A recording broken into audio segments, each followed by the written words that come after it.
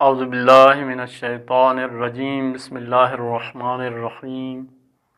الحمد للہ رب العالمین وصلی اللہ علی محمد وآلہ الطیبین الطاہرین المعصومین۔ معارف قرآن کے سلسلے میں گفتگو چل رہی ہے۔ آج قرآن مجید کے 17ویں پارے کے بارے میں اس کی آیات کے اندر جو موضوعات بیان ہوئے ہیں ان کی طرف اشارہ کریں گے۔ اس پارے کے اندر 2 سورے ذکر ہوئے ہیں، ایک سورہ انبیاء اور سورہ حج۔ سورہ انبیاء کی 112 آیات اور سورہ حج کی 78 آیات پر یہ پارہ مشتمل ہے۔ سورہ انبیاء کی آیات کے جو معارف ہیں وہ اس طرح ہیں کہ پہلی آیت کے اندر حساب و کتاب اور آخرت کے بارے میں ذکر ہوا ہے، اور آیت نمبر 47 میں حساب و کتاب کا دقیق اور واضح ہونا بیان ہوا ہے کہ ایک مثقال ذرہ بھی جو ہے وہ کیا ہے، کسی کے نیکی یا کسی کی برائی سے جو ہے وہ کیا ہے، وہ قیامت کے دن اس کے لیے سامنے لایا جائے گا۔ اور روایات میں بھی ہے کہ یہ جو میزان ہے، میزان القسط ہے، حضرت علی علیہ السلام کو میزان الاعمال کے عنوان سے بیان کیا گیا ہے کہ قیامت کے دن علی علیہ السلام کی ولایت اور محبت جو ہے وہ لوگوں کے اعمال کا میزان ہوگی، ان کے عقائد اور ایمان کے لیے میزان ہوگی۔ دوسرا موضوع جو اس سورہ کے اندر ہے اس میں انبیاء کی حمایت کے حوالے سے ہے کہ خداوند متعال فرماتا ہے کہ ہم کسی حال میں بھی اپنے انبیاء کو اکیلا نہیں چھوڑتے، ان کی مدد کرتے ہیں، ان کی حمایت کرتے ہیں۔ آیت نمبر 48 سے لے کر آیت نمبر 91 تک حضرت موسیٰ علیہ السلام، جناب ہارون علیہ السلام، ابراہیم علیہ السلام کی بت شکنی، حضرت نوح، حضرت لوط، حضرت داؤد، حضرت سلیمان، ایوب علیہ السلام، اور اسی طرح ادریس علیہ السلام اور جناب یونس علیہ السلام، حضرت زکریا اور بی بی مریم علیہم السلام کا تذکرہ جو ہے وہ کیا ہے اس سورہ کے اندر ہے۔ اور جو واقعات ان انبیاء کے ساتھ پیش آئے اور ان کے مخالفین کے ساتھ خداوند متعال نے کیا حشر و نشر کیا، اس کا تذکرہ اس سورہ کے اندر موجود ہے۔ جیسا کہ اس کا نام بھی سورہ انبیاء ہے تو اکثر انبیاء کا تذکرہ، ان کے قصے اور ان کی داستانیں اس سورہ کے اندر واضح ذکر ہوئی ہیں۔ حضرت موسیٰ علیہ السلام کے حوالے سے، حضرت یونس علیہ السلام کے حوالے سے جو ہے وہ اس طرح ہے کہ جب وہ اپنی قوم سے ناراض ہو کر ان کی نافرمانی کی وجہ سے ان سے جدا ہوئے تو اس کے بعد پھر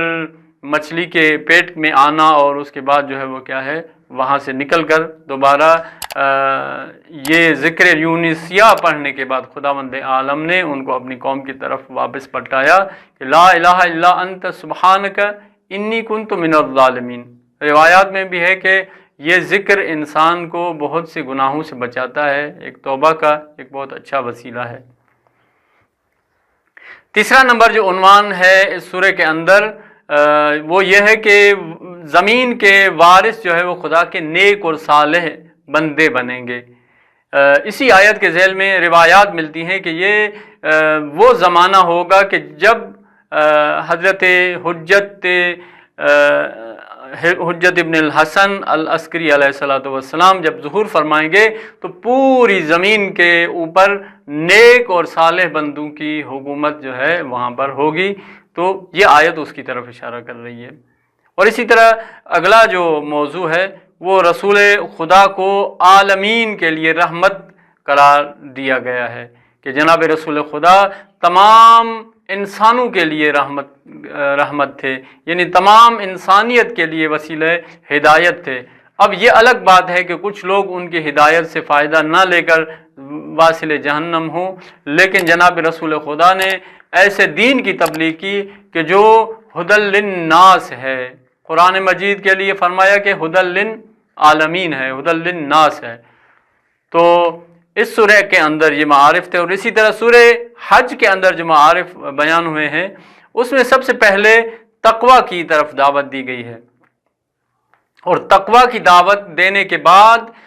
بلا فاصلہ قیامت کے مراحل کا ذکر کیا گیا ہے۔ اس سے مطلب یہ ہے کہ تقوی انسان کو قیامت کے دن نجات دلانے کا وسیلہ بنے گا انشاءاللہ۔ جیسے کہ فرمایا یا ایھا الناس اتقوا ربکم ان زلزلۃ الساعۃ شیء عظیم۔ دوسرا عنوان لوگوں کی اقسام کو یہاں پر بیان کیا گیا ہے کہ 4 قسمیں ہیں لوگوں کی کہ جو خدا کے برابر جو ہے وہ انسان ہیں۔ سب سے پہلے جو قسم ہوئی ہے وہ شیطان کے پیروکار ہیں۔ کچھ ایسے افراد ہیں کہ جو ہر کام میں شیطان کی پیروکاری کرتے ہیں، اچھی چیزوں وہ دیکھ کر خدا کی طرف آتے ہیں، جب کوئی مشکل آتی ہے تو وہ وہ خدا کے راستے سے ہٹ جاتے ہیں، تو خدا فرماتا ہے یہ شیطان کے پیروکار ہیں۔ اور دوسری قسم جو بیان ہوئی ہے وہ شیطانی رہبر اور رہنما ہیں۔ کچھ ایسے لوگ ہیں کہ جو شیطانی کام تو انجام دیتے ہیں لیکن لوگوں کو شیطان کے راستے پر لے کے جاتے ہیں، لوگوں کو گمراہی کے لیے خدا کے راہ سے گمراہ کرتے ہیں، بھٹکا دیتے ہیں، تو ان لوگوں کو شیطانی رہبر کہا گیا ہے۔ اسی طرح کچھ ایسے لوگ ہیں کہ جو ضعیف الایمان ہیں، کمزور لوگ ہیں، جس طرف کا جھونکا آتا ہے اسی طرف مڑ جاتے ہیں۔ اور چوتھی قسم جو ہے وہ لوگوں کی وہ ہے کہ جو مومنین ہیں۔ مومنین کے لیے فرمایا کہ ان اللہ یدخل الذین آمنوا وعملوا الصالحات جنات تجری من تحتها الانہار۔ خداوند متعال ان لوگوں کو جو ایمان لائے ہوں گے اور عمل صالح کرتے ہوں گے ان کو بہشت میں، باغات میں داخل کرے گا کہ جن کے نیچے نہریں جاری ہوں گی۔ اور اس کے بعد اگلا جو عنوان ہے اس سورہ کے اندر حج کے مناسک کو بیان کیا گیا ہے کہ حج ایک مہم ترین عبادت ہے، ایک ایسی اجتماعی عبادت ہے کہ جس کو آیت نمبر 25 سے لے کر آیت نمبر 37 تک حج کے مسائل کو بیان کیا گیا ہے۔ اور روایت میں یہ ہے کہ اگر کوئی انسان استطاعت ہوتے ہوئے بھی حج نہ کرے اور مر جائے اس دنیا سے تو وہ انسان یہودی یا نصرانی ہو کر اس دنیا سے جاتا ہے، وہ اسلام کی حالت میں دنیا سے نہیں جاتا۔ اگلا جو عنوان ہے 5واں نمبر امر بالمعروف اور نہی عن المنکر کی اہمیت کو بیان کیا گیا ہے۔ جیسے فرمایا کہ الذین ان مکناہم فی الارض اقاموا الصلاۃ وآتوا الزکاۃ وامروا بالمعروف ونہوا عن المنکر۔ جو مومنین زمین پر کچھ قدرت حاصل کرتے ہیں تو ان کی کچھ خصوصیات ہیں کہ وہ نیک عمل کرتے ہیں، نماز پڑھتے ہیں، زکوٰۃ ادا کرتے ہیں اور امر بالمعروف اور نہی عن المنکر کرتے ہیں۔ اور اس عظیم ترین ایک اسلامی وظیفے کے حوالے سے یوں کہا جائے کہ کربلا کے واقعے میں ایک مہم ترین جو چیز امام حسین علیہ السلام کے فرامین میں ملتی ہے کہ امام نے فرمایا کہ میں امر بالمعروف اور نہی عن المنکر کرنے کے لیے کربلا کی طرف جا رہا ہوں۔ اور اسی طرح امام کاظم علیہ السلام سے روایت ہے کہ جس معاشرے میں امر بالمعروف اور نہی عن المنکر نہیں کیا جاتا، لوگ چھوڑ دیتے ہیں اس وظیفے کو، تو ظالم اور فاسق لوگ ان پر مسلط ہو جاتے ہیں۔ اور آخری جو عنوان ہے آخری آیات کے اندر وہ دوبارہ نماز، زکوٰۃ کو ادا کرنے اور اسی طرح وہ کیا ہے ان عبادات کی اہمیت کے حوالے سے آخری آیات میں بیان ہوا ہے۔ امیدوار ہیں کہ انشاءاللہ خداوند متعال ہمیں انبیاء علیہ السلام کے ان بہترین اور احسن القصص کے ذریعے اپنی زندگی کو سنوارنے، اپنی زندگی کو اسلامی بنانے کے لیے، اور اسی طرح سورہ حج کے اندر جو آیات ہیں تقوی اور عبادات الہی کی اہمیت کے حوالے سے، امر بالمعروف کے حوالے سے ان پر عمل کرنے کی توفیق عطا فرمائے۔ والسلام علیکم ورحمۃ اللہ وبرکاتہ۔